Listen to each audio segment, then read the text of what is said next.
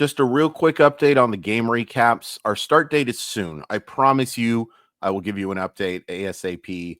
We may have jumped the gun a little bit. I know they announced on Locked On that we were going to be starting Monday. That's not ready yet. There's some technical issues that for once don't involve me. Normally it's my issues with technology that are preventing things, but it's somebody else this time. Something else is what I should say. So, yes, we are starting soon. We're super excited. I appreciate everyone who's checked out the series previews and all the other stuff. You guys are the best. The Mariners made a transaction today that I think is worth doing a video on. They claimed Leody Taveras off of waivers from the Texas Rangers. Now, if you're a big Mariner fan, and that's a 50-50 thing, I'd probably go 70-30 now that I think about it, that you probably are a Seattle Mariner fan if you're watching this. I'm not sure why I'm not going 100%, but I'm not. You have seen Taveras play against the Seattle Mariners with mixed success against the Seattle Mariners. He is a former top prospect who I believe is 27, turns 27 this year. So it's pretty close. 26 years old, former top prospect, and his success against the Mariners has been mixed. His success at the highest level has been mixed. He's a career 240, 291, 370 hitter.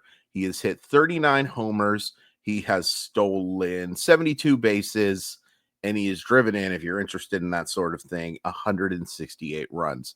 So first two tastes of MLB action, 2020, 2021, go horribly, particularly 2021. He hit 161 with a 477 OPS. Gets more of a chance, and he improves, flawed, but improves. 99 games in 2022. He hits 261, 309, 366. 5 homers, and 11 stolen bases. 2023, he was pretty darn good. He was a 2.5 win player, 2.7 to be exact.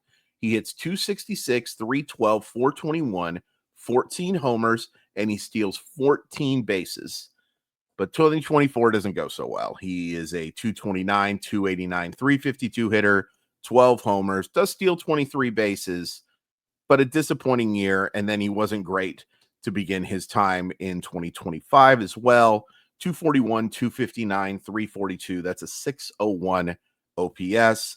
Has hit 1 homer. He has stolen 6 bases in 7 attempts. I cannot help but be reminded of Victor Robles when I think of the Taveras claim. And there's some differences. Number one, Victor Robles was at the very, very top of prospect list. Leody Taveras was a top 30 prospect, which is certainly high praise, but it's not quite the same thing as Victor Robles. Number two, Victor Robles has had a couple, one full season better than even Taveras' solid 2023. And the third difference is the Mariners got Robles as a free agent. They are claiming Taveras. I don't know why that's a difference, but it is a difference. Let's take a look at the Savant page and see what exactly Taveras does well and some things that he struggles with. So let's take a look at 2023's Savant page and then compare that to 2025 because it is a glaring difference. One thing pretty similar, but a glaring difference in a few areas. His expected batting average that year was 270, which is in the 75th percentile. That's well above average, obviously. Average exit velocity of 90.1 miles per hour, also above average. Hard hit percentage of 43.1, 63rd percentile.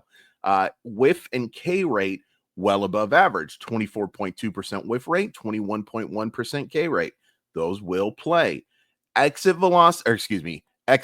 slugging percentage. They're right next to each other. Leave me alone. 407. That's slightly below average, but not terrible by any stretch of the imagination. That's pretty solid offensive numbers.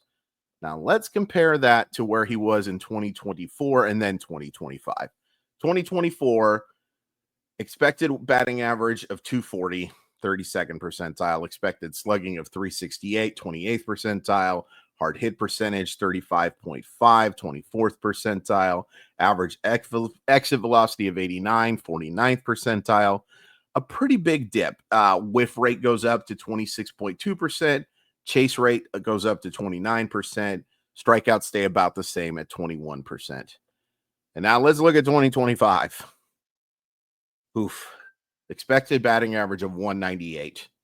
expected slugging percentage of 261, hard hit percentage of 26.3, walk rate all the way down to 2.4%. I know I didn't mention that before, but it was much higher in those other years.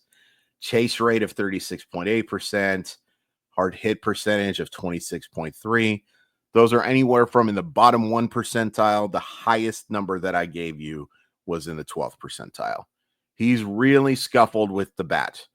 And I have my doubts that he's ever going to be a really good offensive player and even reach the levels that we were talking about in 2023, which is the reason why he's on the waiver wire. But there are things that Leody Taveras does well, and what he has done well for his entire career, and it hasn't changed in 2025. He's a very good defensive player. Range is outs above average, is in the 85th percentile. Arm strength is 88.7 miles per hour. That's very strong. 83rd percentile. He can sprint. He can sprint. 28.5 mile per hour. Incorrect. 28.5 feet per second on his sprint speed. 86. I'm just so used to miles per hour. Why can't we do miles per hour, guys? He's a very good athlete. And the Mariners need a very good athlete in the outfield. With the injury to Randy Arozarena, with Victor Robles probably out for the year. I hope we get him back sometime in August, but we'll see about that. Luke Raley isn't exactly the best defensive player in the entire world. They need some defensive help. They need some defensive help and a guy who offers a little bit of offensive upside. It's not great. I would want him hitting ninth when he's in the lineup, but I would also like to see him in the game late in defensive situations. Let's take a look at some splits and some home and road stats just because, he's about to enter a much different park for his home games after spending his entire career in Texas. Harris is a switch hitter, but he has, like most switch hitters, been better from one side. Against right-handers, he's a career 242, 291, 387 hitter. 33 of his career 39 homers coming from the right side. You're pretty smart. You can probably guess, from the left side because he's facing right-handed pitchers. You can probably guess then that he has 6 homers against lefties. He's a career 233, 292, 320 hitter as a right-handed hitter. That's a 612 OPS compared to 678. 678 is right about average now. Never get used to that. 612 is not. So he is better hitting as a left-handed hitter, as most switch hitters are. There are some exceptions, but most switch hitters are better from the left side. Career home and away stats, a little bit of a difference here. Home, career 250 games, 257, 307, 399 with 23 homers. Away, 224, 277, 343. That is a 620 OPS compared to 706 at home. So he has enjoyed the friendly confines a little bit more, but it's not crazy. First and second half splits, he's usually gotten off to a pretty decent start and then flailed a little bit to the second, which is concerning to be sure. Career 701 OPS in the first half, 615 in the second. The monthly splits I don't think are really important. What's really important here is that Leody Taveras can play defense. And I wouldn't say the Mariner outfield defense has been a problem, but it could become one.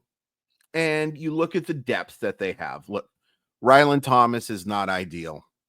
He's done a nice job in his very small sample, but he's not ideal to be starting against right-handers. I would much rather have Leody Taveras in the lineup than Ryland Thomas, all due respect to him. I'd rather have Leody Taveras in the lineup over Dom Canzone, over Cade Marlowe, over Samad Taylor. These are better options to me, these are worse options to me than what Leody Taveras is going to give you. This is not super sexy. This is not something that is going to make or break the Mariners. But I like the idea of going to get a guy like this. I like the idea of taking advantage of, and the reason why he's being designated for assignment, on top of, struggling with the bat a little bit, is that they want Evan Carter playing. They want Evan Carter to be a option for them. Now, it's also worth pointing out that Taveras made $4.75 million according to the arbitration figure. He's eligible for arbitration again in 2026 and in 2027. There is a very good chance that Taveras, if he plays the way he's played the last 2 years, gets non-tendered. In fact, there's a good chance that the Mariners end up designating Taveras for assignment if he doesn't hit. But you're taking that chance on a guy who is making a modicum of salary and offers some upside and some floor because of the defense, the ability to use him as a pinch runner as well. The Mariners have some guys that you have to pinch run for late in situations, particularly our Triple B, our big beefy boy, Rowdy Tellez. You've got to use a pinch runner for him late in situations. It's nice to have that guy. Now, Taylor could be that guy too, but it's nice that if you use a Taylor, well, you've got Taveras. Or if you use a Taveras, well, you have a Taylor on the bench as well. So I get it if you're not super enthralled by this, but I like this pickup. I think it makes the Seattle Mariners better in 2025, a potential to make them better in 2026 as well. I'm not giving up on the upside of Taveras. He was too good in 2023 for me to just say he stinks. There's a good chance that he's just not a very good starting outfielder. He's definitely a good baseball player. If we went and played on the street tomorrow, he'd probably win. But it'd be weird to play one-on-one baseball, but especially as a 42-year-old. But you know what I'm saying. He makes the Mariners better. He may not be the guy that we thought he was in 2023, but that's okay because you're getting him for absolutely nothing. Tell me your thoughts. Hit like, hit subscribe. Really appreciate the support, guys. And, go Mariners. I think that's fair to say, right? I think it's fair.